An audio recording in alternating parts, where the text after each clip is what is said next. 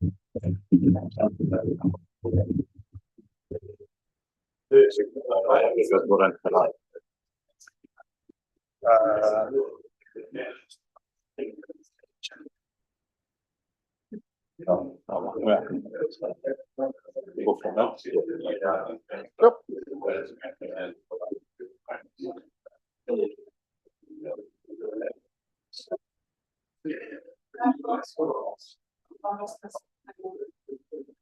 on YouTube. Okay. Okay, so the audio stream, that's if we want to open the things down. So we somebody video. Okay. Okay, welcome everybody. I'll call the meeting to order. We've got a little technical problem. So Simon tells me it's going to be recorded, but we're not actually live. I think we are audio streaming. I believe we're audio streaming, not video streaming. So we are on YouTube. It's just not video at the moment because there's a problem with the camera. Okay, so thanks. The team are coming down to hope fix, but we'll just, I think, move on anyway. Okay, so we had a wee bit of a chat this morning, and we thought today's session would just keep pretty informal, and Mr. Zennon is going to take the lead for us. Over to you, Paul. Kia ora, councillors and mayor. Thank you for your time today. My name's Paul Zarnan, and I'm heading up the Simplifying Local Government Reform at the moment and working alongside John Salmon as well. So today's going to be an iterative and informal workshop, and the point in today is to get as much feedback as we can from the table to inform the submission, which is due next Friday. This is a massive subject and it has wide implications over an incredibly long period of time. We've got 2 hours together today, and we will traverse various subjects and timelines. Our early part of the workshop will be focused on context and scene setting. So this is interwoven with various other reforms underway, and it's a complex and a national conversation. We'll also just recap on the context for Bulla and the West Coast and make sure we start to have a common understanding of where we are at. Part 2 is a really chunky part of the workshop, and this is where we can make it iterative. We'll focus largely on the current submissions questions, which is stage 1, but parts of our conversation will naturally slip through the end result of the local government reform and what this may look like over time. These changes are peaked to occur over time as well. So from the time legislation comes in, there's 2 years, which we'll explain in the context section. John and I have looked through other regions, other districts and agencies and seen their responses as well to the submission questions. And one thing that really does stand out is the government has asked for responses to a set of questions within the submission, but every other submission talks about unique characters and points that they wish their councils to get across. So the timeline of what we've got coming up today, obviously, is to garner the information for what informs the submission. Then on Friday the 13th, or this Friday, John and I will be working all day to write and author the submission, which we'll email out to all of council for feedback or amendments. Wednesday next week, we'll get the final issue out to you for approval. Then we put the submission in on the 20th of Feb. Your next council meeting, we will ask for a retrospective. So John has done this before as well, because we're out of sync in terms of the government needs the feedback by the 20th and the council meetings on the 25th. So we'll run through an approval process and emails over the next week and then get a formal adoption at the next council meeting. Sorry, John? I think one thing just to add, that's the retrospective approval is quite a common theme just now. The submissions through Parliament are coming out thick and fast, as I'm sure you'll know that in terms of legislation. So it's a very standard process. Had we been able to have the ability to get it in front of the council table prior to that council meeting, and of course we would, but it's the first opportunity we're going to have to be able to get you to adopt the submission. Ultimately, if you don't agree and the table doesn't agree with the submission that we're putting forward, we can pull it back out of the government's website by it's a simple email to them and they can remove it. So that's a pretty straightforward process. Thanks, Paul. So just a question. But you will have a version that's emailed out to us, and there will be an opportunity for an email exchange. Friday. Yeah. So Friday, you'll get the first submission out to you. Yeah. So we have time in terms of the end result of the legislation is seeking to achieve or not. So from our understanding, mid next year, potentially a touch earlier, the legislation will come through, which will enact stage 1 of the reform. From that point, there is a 2-year window to come up with a regional reorganisational plan, which we'll discuss shortly. So we do find ourselves in a period of significant central government reforms. I liken this to essentially taking your car to the mechanic and they are having a really good look under the bonnet of both national and local governments. These changes aren't being done in isolation. So simplifying local government was one core component for a much, much wider shake-up. Some of it was announced prior to the last central government election, and some has come through over that period of time. They're interlinked in terms of what the government is seeking to achieve. It really is the biggest shake-up through how the country, the regions, and the districts managed since 1989. The government has signalled and continues to, but they wish to streamline government both at the local and central level, see efficiency gain across the board, lower costs where possible, and certainly there appears to be a clear mandate for economic growth and expansion within the growth pillars. These goals and objectives are what these reforms entail across all spectrums of government. So just to run a few examples on some of the government reforms underway, we have the Resource Management Act, or the RMA reform. It's a really, really big change. That will be changed and replaced with 2 new acts, the Natural Environment Act and the Planning Act. So this would have been well signalled to Council already that the Resource Management Act is part of the reform process underway. Go for Growth was announced prior to the last election, and there's 3 pillars that sit under that in terms of what the government's trying to achieve, both in infrastructure and housing growth around the country. There are substantive changes to the Infrastructure Funding and Financing Act that run alongside this as well.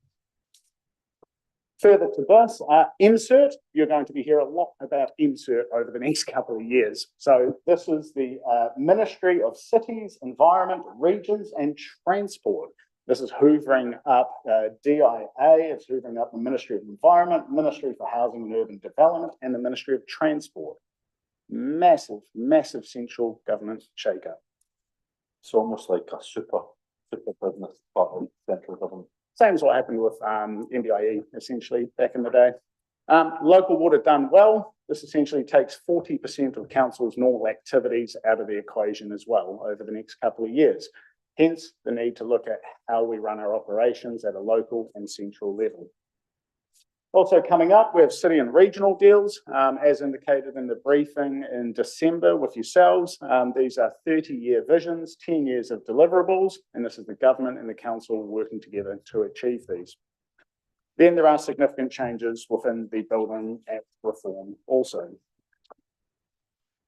So you can tell this isn't one bit of change. This is in a much wider ecosystem of both local and central government.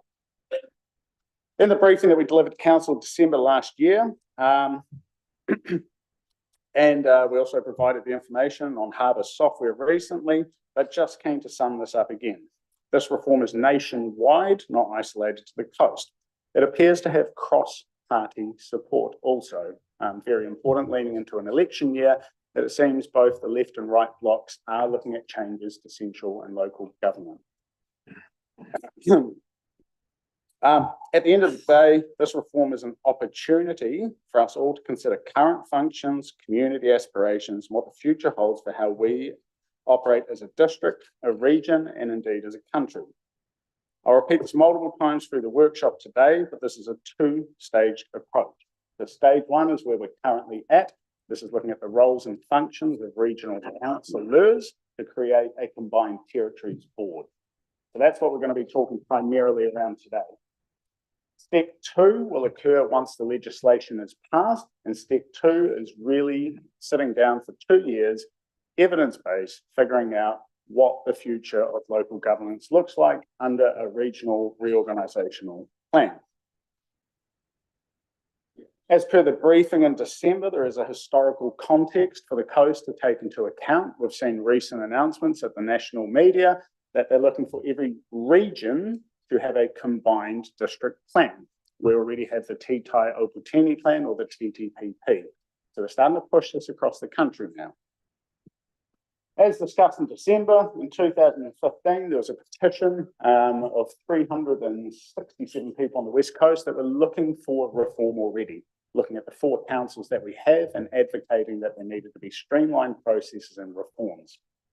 The Government Commission looked into this. Yep. Just a question, of those 367, do we know how many were followers? No, sorry. Yeah, but before my time. Yeah, I'm not too sure. I think it was largely driven from my understanding from Westland. It was primarily driven out of South Westland. Peter Salter was the lead. Yeah. Yeah. Yeah. So there is a way that these processes work in terms of you need X amount of people. The local government commission looks at it and sees whether there is a case for it or not. They decided at that point in time there was a case to look into it. Those findings are all available online. What it led to, though, is the one district plan or the Titaio Putini plan. So they didn't push amalgamation of all the councils or unitary council. They took a tentative step in terms of have one district plan that covers the West Coast. Yeah, for sure. Just out of interest, they did look at amalgamation and they did come up with the figures around amalgamation, and that ended up creating a council and 5 separate community boards, and ended up with 5 extra elected members over and above what the collective has at the moment, just for your information. So as per the title of our briefing in December, we've been here before. I think that still holds true for the West Coast today. What has happened since 2015, though, is there are shared service models already on the coast. So the land transport works that happens between all our transport departments is already a combination of the coast working together. Further to that, obviously now we're at a point of local water cut well that we've got a combined CCO on the West Coast as well. So we are moving closer by default, having an individual district plan and those combined CCOs. Part of the reason for looking at local government reform is that this has already changed us, but we haven't looked ahead. It's more of a reactive look at how our operations function rather than looking ahead at how they could function, which is the goal of the next 2 years.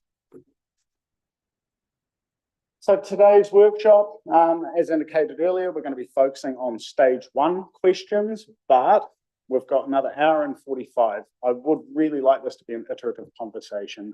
So this is about answering the questions in stage 1.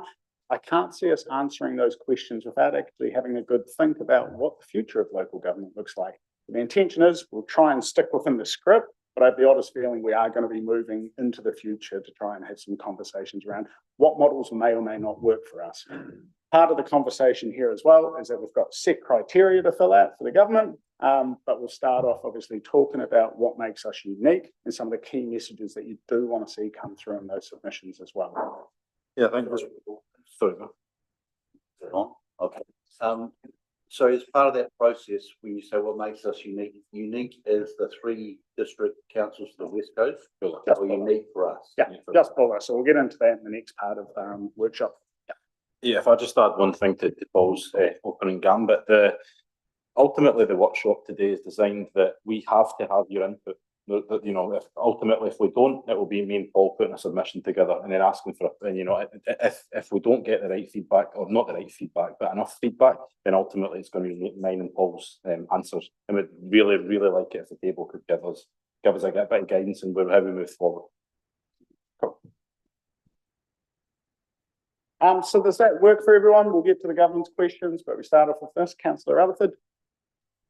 Yeah, interesting point you've just made, John. Clearly we all have our views, some stronger than others. I've got really strong views on this.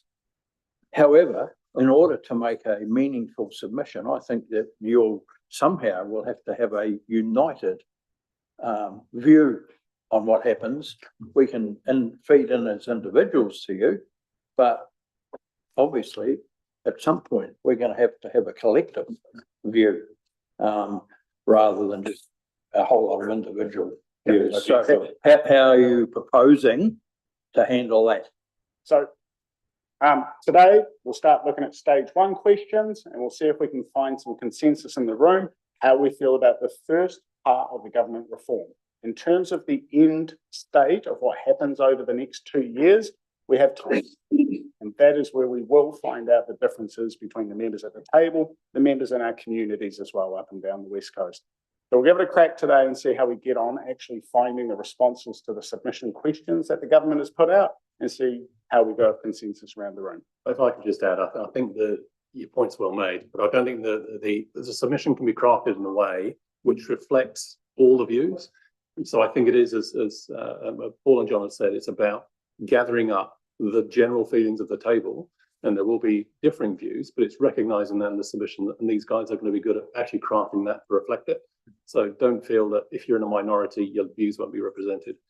And then this is the first step. Remember, this is the first set of questions they're asking is around the regional council and the function of regional council going forward.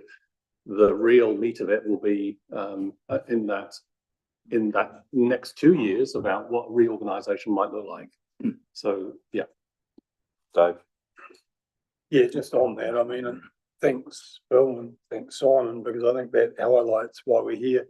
We all represent a different view on the community, so that's exactly how it should happen. And that reflects our community, so thanks for that. In this first stage, when we go through those submissions, do we have the opportunity to also state what is different about us? Is that what you're saying? In the stage one, we have that opportunity? Absolutely. So that's not useful. So there's a set of submission questions that the government is asking, right? But we don't have to stick to that script. So what I'm proposing is the opening part, as per other councils we've seen around the country, is our unique statements. So what is of concern to us? Is it the financial implications